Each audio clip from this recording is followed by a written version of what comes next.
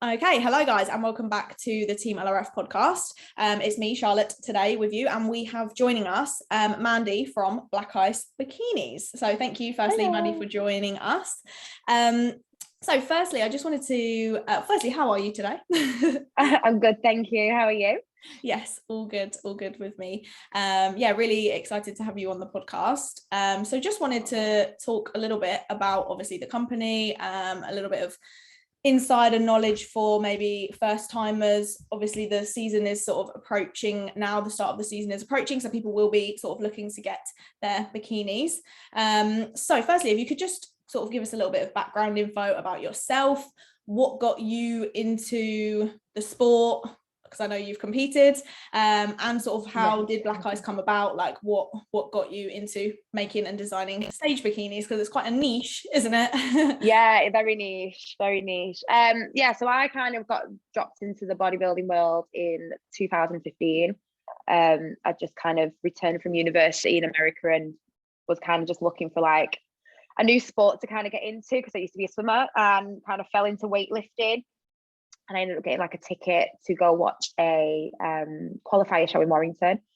And kind of from there is when I, thought, should I do it? Should I not do it? Give it a go kind of thing. And then like, obviously getting introduced to posing seminars and, what style bikinis need to go for. So I ended up buying like a secondhand bikini for the figure category, because that was originally what I was planning on doing. And it wasn't very good, the secondhand bikini, like it was quite poorly made. And I was quite surprised at how much I ended up getting conned into paying for one. Considering it was secondhand, I ended up paying like £280, I think. And it was what I would call a level 4 in my business. And yeah, it just wasn't very well made. And like, I went to uni and studied fashion design and merchandising. And I've been a seamstress all my life. So I just thought I could probably do a little bit better than this. And then ended up changing category, switched to bikini. So obviously that required a different style bikini. And I thought, I'm not paying another 280 quid for another bikini. So yeah, I think they must have seen me coming a mile away. They're like, oh, we've got a bikini you can have secondhand. I'm like, oh, okay. Yeah. So yeah, I just was like, nah, not doing it. And ended up making my first bikini. And the guy who I was prepping with had another client competing at the same show. So I ended up making her bikini. And then backstage just started handing out business cards and pretending I was like a full-time bikini maker to get clients. Yeah, just handed my notice in at my job. And from the day I competed, September 20th, 2015, I then quit my actual office job and decided to become a bikini maker. So yeah, so I think by October I was unemployed, trying to sell bikinis at the end of the season. But yeah, it just kind of stemmed from there. And then obviously over the years we got better and we got bigger. And yeah, so now I'd like to say we're like the UK's #1 bikini company in the country. Yeah, that I definitely would say you were the first. When I got into looking at competing, you were the first brand that I came across, and I could just tell like that they were a different standard as well, like compared to the other brands I'd seen. Like, not like bashing any other brands, like there's loads of awesome bikini brands out there and bikini makers, but it just they just stood out to me, and I was like, I'm definitely having my bikini from Black Ice. That's it. You've had 1, 2, 3 from us now. Yeah, 3 bikinis. Yeah. When I did my first show, actually, one of the spray tanners was like, is your bikini Black Ice? Like, she could just tell like by how it was made. And I love that. That was like always my vision, because obviously I personally hate not swing tags, like the tags you get in clothing, like the wash care instructions and stuff like that. I despise them. Like, I literally cut them out, all of my tags. So I don't particularly like, I know other companies like to put the tags in because it's brand recognition, but I personally do not like tags. I find them itchy. So like, I was like, well, if I don't like them, why the hell would I put them in my bikinis for my clients? And then obviously, so I wanted my bikinis to be recognizable from an outside standpoint. Like, I wanted people to be on stage and be like, and people in the audience being go, oh my gosh, she's wearing a Black Ice bikini. And that was what I always wanted. So even though we have like lots of workers working for Black Ice who work on it, like I barely even touch the bikinis now. I kind of just manage. But I wanted all the training that we do with the staff throughout the year is to ensure that no matter who works on whose bikini, it is to the Black Ice standard, which is what, we spent a few years really focusing on. And I feel like as of last year, we really got there with that. Like, every time a bikini comes to the shop or if I need to like pull up somebody's account. I keep track of obviously who sews it, who's decorated, that kind of thing, but I can never tell by looking at it who's done what work, which is exactly what I wanted, because obviously that means we're all working to the same standards. So yeah, that's what I really wanted for the brand, and I'm glad we finally got there. Yeah, I think that definitely does stand out. So I wanted to just touch on a little bit of like what you think the fundamental like things are like that go into picking the right bikini for the right person.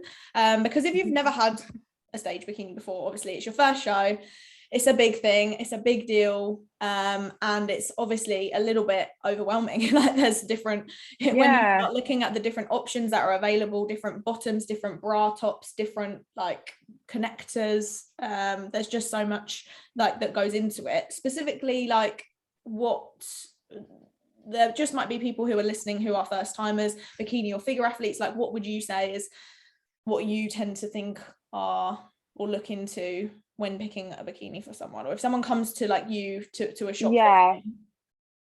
So I think the first and foremost for me, because like before when I'm just been a bikini maker, like obviously there's loads of things that I would look out for. Now I do judging as well, and it's kind of given me a different perspective on like what to look for as well, which I'm kind of glad I've started doing that, because now I can relay back that to my clients. But the first and foremost important thing I think above anything else is fit.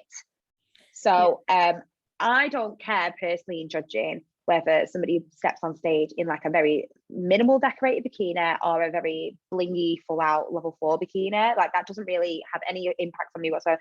But the fit of the bikini does. So for instance, if you are flat chested and walking out in a double D cup, that is so off putting for me, because and then the nips are out. That's exactly it. So like I always say to people, if your bikini looks like it's a donut sat on top of your chest, i.e. you've padded it so much that the cup sits away from the chest on side pose and you can actually see the lining of the padding, that is not okay. Like that is not made for your body.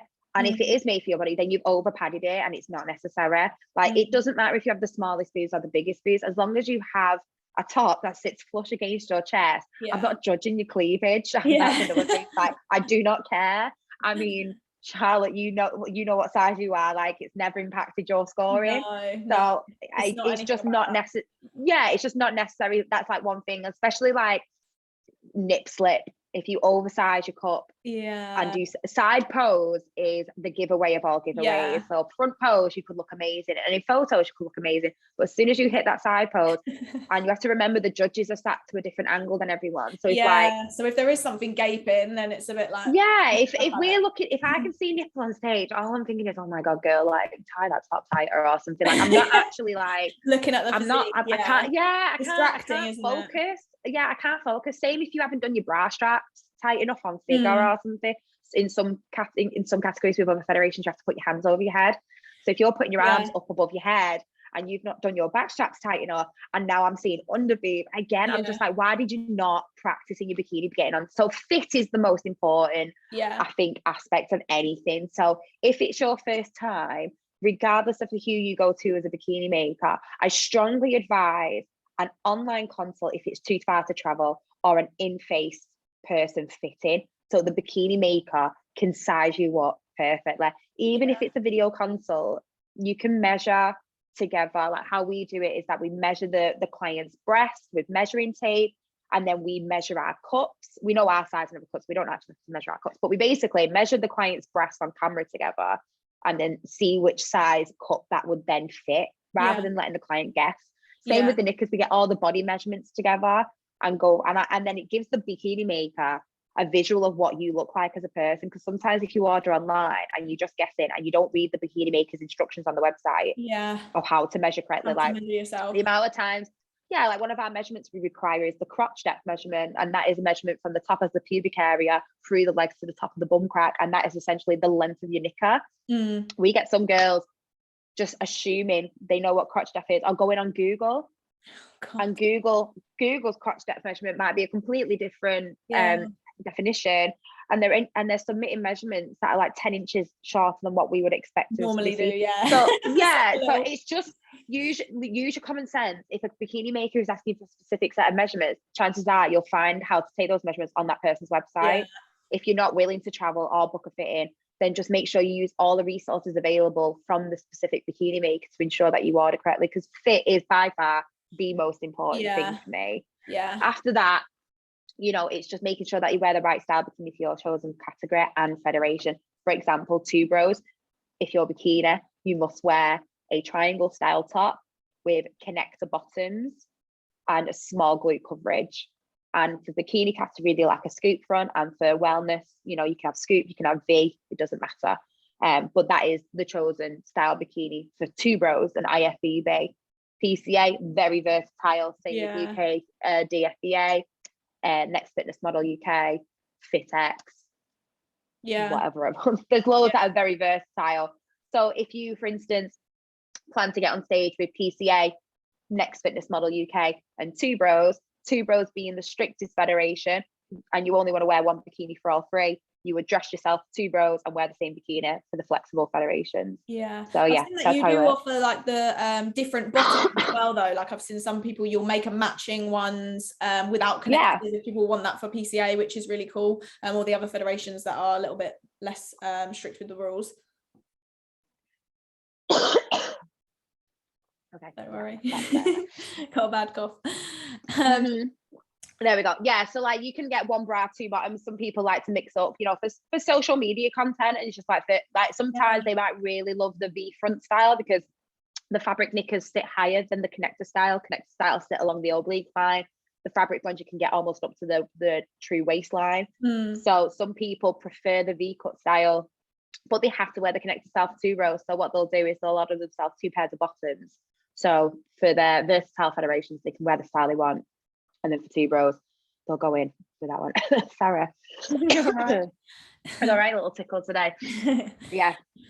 So with regards, I know you've said that to you don't when you're judging someone, you don't look at the level of the bikini. No. You don't say that has any kind of impact at all. Like, no, not at all. Like, I just think like, yeah, it helps. It's nice.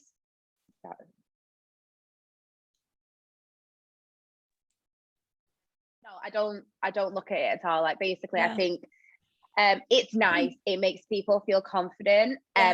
It's the glitz and the glam. You've been slugging it out for 16, 20 weeks, whatever long your prep is.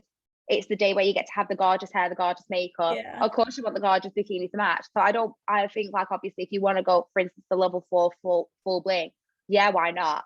But it has no effect in terms of judging. I like, for instance, if two girls got on stage, and I mean, no one has the same physique, let's be real, in bodybuilding, but in a realistic, like in a non-realistic world, if two girls got on stage in the same hair, same makeup, same exact figure, everything down to the T, but the two bikinis were different, I still don't think I would make the difference. You know, it just doesn't matter. Like, I think obviously, I think it's go with your budget and your personality. If you are a blingy girl and you want to go full bling and you've got the money to support it, then go for it. Like, obviously, but at the end of the day, if you're just competing to give it a go, or you don't know if you even like competing and this is your first time and you just want to dip your toe in the water, start off maybe with a level 1, level 2 bikini, because imagine you spend all this money on it and you really didn't enjoy the experience or what have you.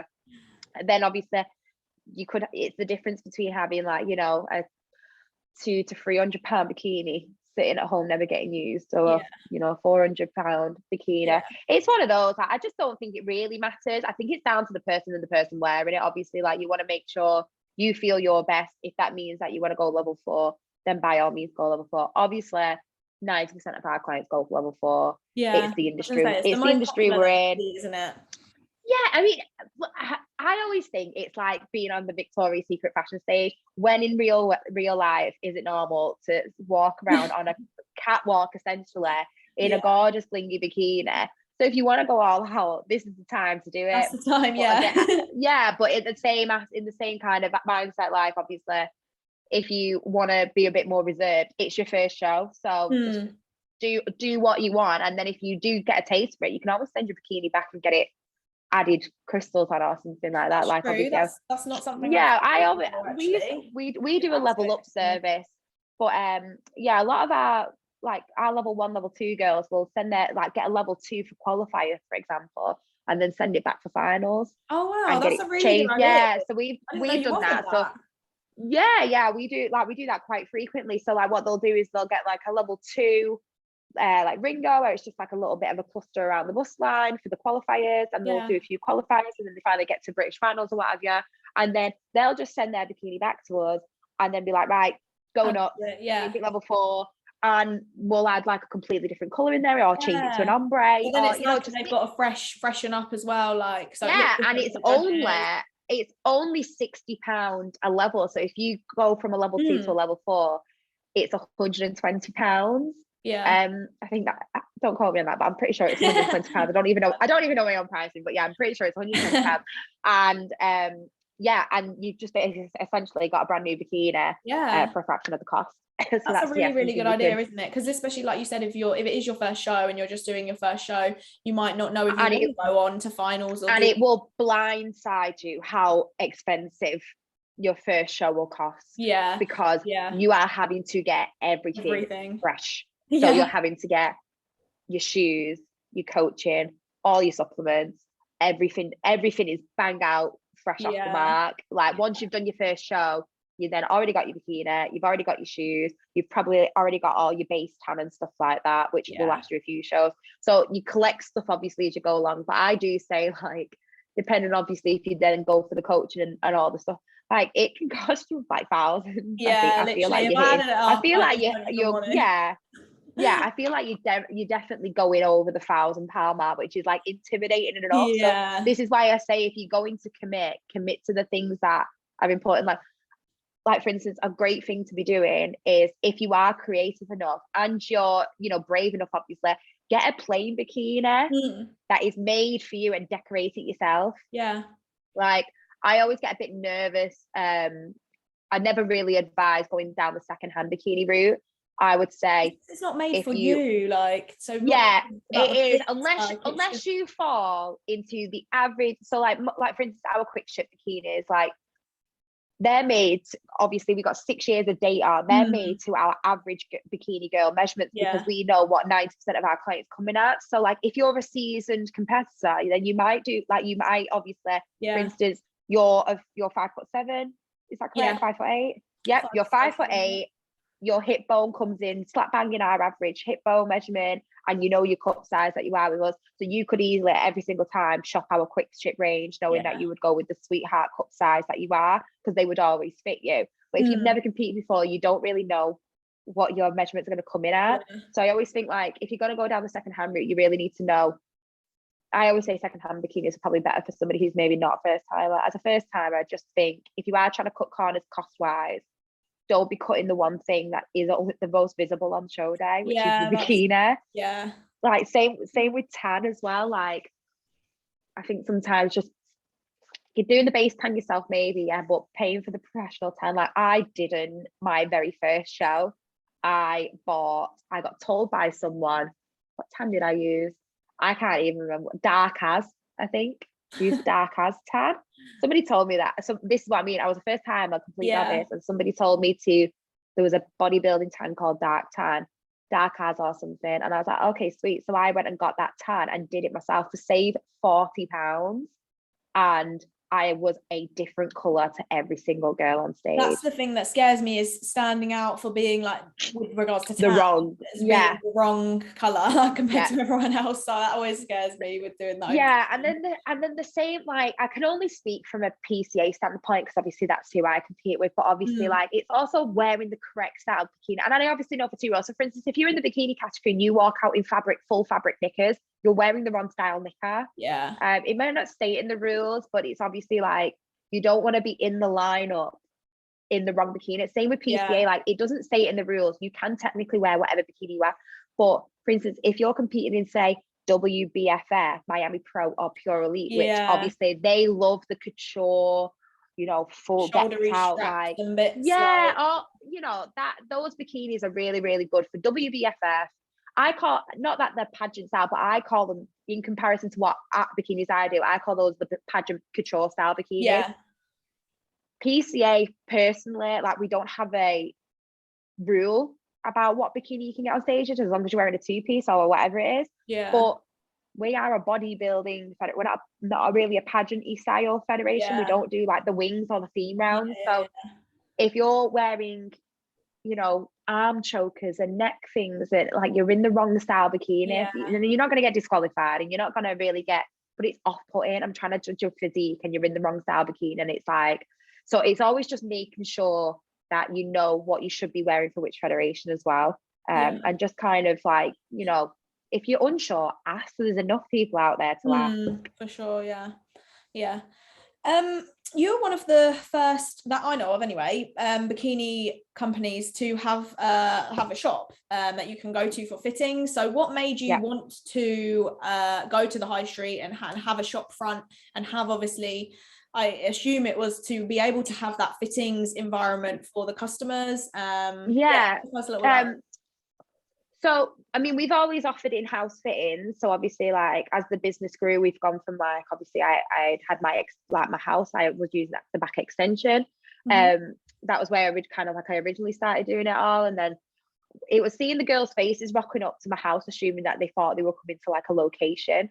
So when they were pulling onto a housing estate rather than like a business front kind of thing, it was a bit like they didn't say it, like they weren't rude or anything like that, but you could tell, like, oh, I didn't realize I was going to a housing estate, been driving around for 15 minutes, like, you know, that kind of aspect. And I was like, I really, like, if I'm going to make this successful, it really needs to be a business. So then I was like, so then I rented a room in a hairdresser's and was offering fittings in there, but again, it was quite a small room. Like, I was trying to manage the business and do fittings in there. It wasn't very like big. So I knew I wanted an actual premises. Now I know, like, obviously some of the other bikini makers, they have studios where obviously they offer fittings, but I just kind of wanted to take it to like a shop front aspect and like kind of give the client the experience of, you know, they're coming shopping for a bikini. And that's kind of the experience I wanted to give them. And like the property that I'm in now just kind of fell at my feet, really. Like, it's from in my hometown. I kind of just like stumbled across it on like Rightmove at the time, and opposite the post office, so it's easy for me to get all the girls' bikinis out, and then it's right by the train station, the bus station, and everything like that. So yeah, it kind of just took it to a whole new level when I opened this shop, and like it really does now feel like they're getting the shopping experience. Like there's a waiting bench for when we've got back-to-back days, and they can view the pre-made bikinis on the wall for inspiration and stuff. So yeah, that's kind of how I imagine, like, if you're dropping that kind of money on a bikini, I wanted to give them the shopping day experience. And even though they might not know what the bikini will look like at the end, because they're picking everything from scratch, like these behind me here are all the crystals and stuff. So, but they can have a visual when they walk in of what to expect. And that's kind of what I wanted for my clients. Yeah, it's obviously nice for them and reassuring as well to meet you in person, or not necessarily you, but meet a bikini designer in person and go over what their views and thoughts might be. Because I know that, like I said at the start, it's super overwhelming if you don't know what color to go for, and what, like, you might not even know the different things that are offered in terms of the gems, the colors, the fabrics, and what a connector even is. So yeah, definitely. There's just so much to it as well. Like, it's a bikini at the end of the day. It's like, it's a two-piece, but obviously it's the ins and outs of it all and stuff like that. But it's just, it can be overwhelming, and I can't imagine dropping that much money and having no clue on what you're spending it on. So the whole point is to ask questions, read all the information that's available on the website. If you're ever unsure, especially, like, I'm pretty sure, like, I know Georgia has the information, Georgia Rose Bikinis, I have the information, pretty sure Susie does at Miss Bikini Fitness. So I feel like all our websites are loaded with the information as to what to wear for what federation, what to wear for your style, your body shape and breast size and all that sort of stuff. So just go on your chosen bikini maker's website, and if the information is not on the website, then ask the bikini maker directly, because we are there to guide you. That's our job. Like, we make the bikini, so our job is to make sure that you're in the correct bikini. So, and as well, you have to remember that the federations do not update their rules frequently. So where they might have said thong backs are not allowed, they may be referring to G-string. Because if you look at the two bros back, it is practically a wide thong, but it does state that they're not allowed thong backs. Now, what somebody may call a thong is what they might actually be referring to as a G-string. So they might say no thong backs, i.e. don't wear a G-string. But if you got in there on stage in a full brief, you'd be the odd one You'd out. be the only one, yeah. I'm pretty sure it also states you must wear a V front. Now, the amount of times we get girls messaging us saying, hi, I've ordered connector bottoms, but the website says that I should wear a V front. Now, I'm pretty sure what they mean by V front is that the front panel must sit lower than the side straps. And that's what they refer to like as a not V. the V. Yeah, so basically, not a high-waisted or straight across low-rise knicker. What they mean is that the side strap should sit higher than the front panel. But obviously, reading that to us, that would sound like a V front fabric knicker. But obviously, you know that's not. So just be careful with the rules on the website. If, for instance, when Two Bros first started, I started messaging anybody I knew was associated with that federation to get my clients like bikinis correct. So I was like, what is allowed? Same when Suki set up Next Fitness Model UK. I still message him asking him if thongbacks are allowed in figure or not, like, because I always forget, but I always make sure that I know the rules prior. So if somebody orders something that I don't think is correct, I'll contact the federation and just be sure. So we're all putting in that extra work to make sure that you're not going to end up in the wrong bikini on the stage. Yeah, totally. And like I've had times where I've messaged you guys on Instagram and like sent you like different crystals that I'm looking at, and I've been like, what do you think? And you've given me your feedback and stuff. And yeah, it's just always a really good service. And although I've not actually come to the shop, my bikinis are like always exactly how I wanted them, exactly how I've imagined them, and they fit me like perfectly. Like we were talking about fit and everything. That's never an issue with me. Like I have had clients or people asking me, oh, have you been to the fitting? Do you go to the shop front? Obviously I'm literally right at the bottom of the country. Yeah, I mean, that's probably closer to France than I am to you.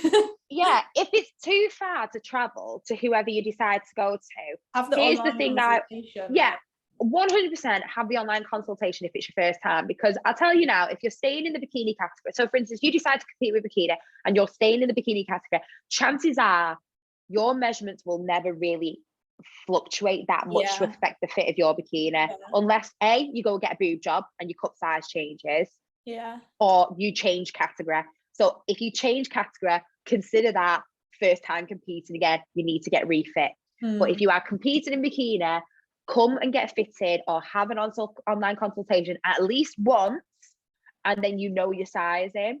That's the big thing. 2, if you're not too far to travel, but it's a little bit far and you're like, shouldn't I go for the fitting and then don't go for the collection.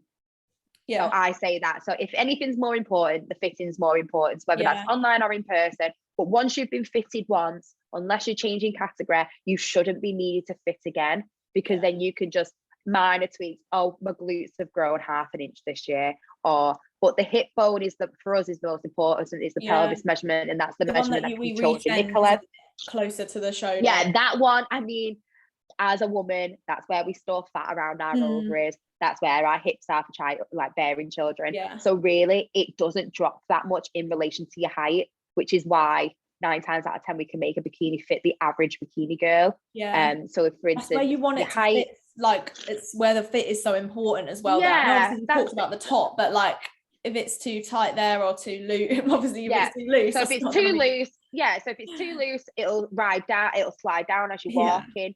And if it's too tight, you won't get the height and you won't get the side straps higher than the front panel. So obviously it's just important. But I'll tell you now, any girl between 5'4" and 5'7" of average measurement will probably have a hip bone measurement between 32.5 and 34.5 on show day. She knows the statistics. And I know for a fact that your hip bone measurement is never more than 3 inches difference from your glute measurement. So if you measure your glutes widest point and they're coming in at 39, and then you measure your hip bone and they're coming in at 34, chances are you've measured too high towards your waist. Remeasure. And it's simple, like body genetics, like of females.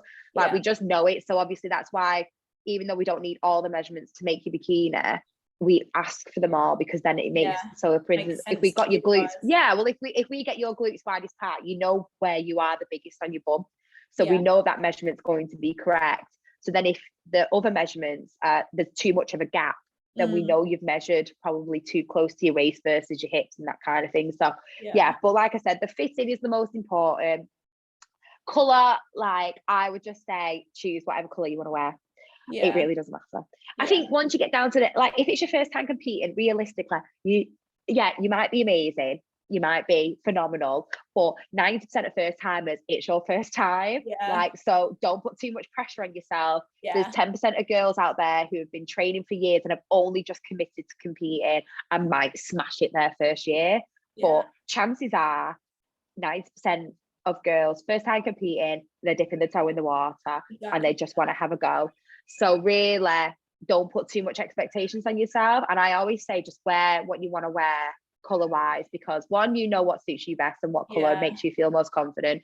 Two, it's your first time, maybe your last time. So when you look back at stage photos 10 years from now, do you want to be in a color that somebody else chose for you? Yeah. And yeah, that's kind of like the main thing. Like, so for instance, if you love wearing green and your coach turns around to you and is like, no, wear red, but you hate wearing red, tell your coach to like do one really, because you might not know your coach in 6 months from now. Yeah. Like, so just don't listen to me. It will come across on stage, like if you don't feel confident in it as well, like 100%. So that's what I tend to say if people will ask me for like my advice is, what colors do you tend to wear day to day that you know you feel comfortable in? Exactly. Look in your wardrobe. If it's black, wear black. Yeah. If it's white, wear white. I would say don't wear brown. I feel like brown is not a stage color, but I love wearing. I'm wearing brown right now. I love wearing brown, but I wouldn't wear brown on stage. Might wear copper, you'd just be blending in with the tan. Yeah. So yeah, I would say brown and grey are probably not the two stage colors. But other than that, go nuts. Just don't, obviously, I just think just wear what you want to wear for your first time. If you then decide to take competing seriously, then we all know that Two Bros IFBB like a brighter bikini color. So obviously then, right, well, if I'm going to make a career compete with Two Bros, then I need to kind of stay in this region of colors. If like PCA backdrop is like a dark navy, so navy probably, unless you're going to put really blingy kind of whitish crystals on to brighten it up, like you don't want to be blending in with the curtains in the background. So just think about who you're competing with. Great one is BMBF, do not like a lot of fuss, so feel free to knock yourself down a few levels, level 1, level 2. Same with it's just kind of like those kind of things. Like, so less is more with BMBF. Just think about who you compete with, what backdrop the wear like it is. So Two Bros backdrop, I'm pretty sure, is a blackish kind of poster board. Generally it's black. Sometimes it depends who's sponsoring that show, what the backdrop will be, but generally it'll be black usually. So I mean, blondes look kind of great in black, but obviously, like, if you're gonna have a black backdrop and a black bikini, you got to try and make it stand out somehow. So it's just kind of like work with the federation and just be smart about your choices. But most of all, first timers especially, choose yourself. Just don't listen to anyone, just choose yourself. Yeah, something that you like. That is true. So where do you see Black Ice going? What are your plans for the future? Obviously you've got your shop front now, how long has the shop been open for now?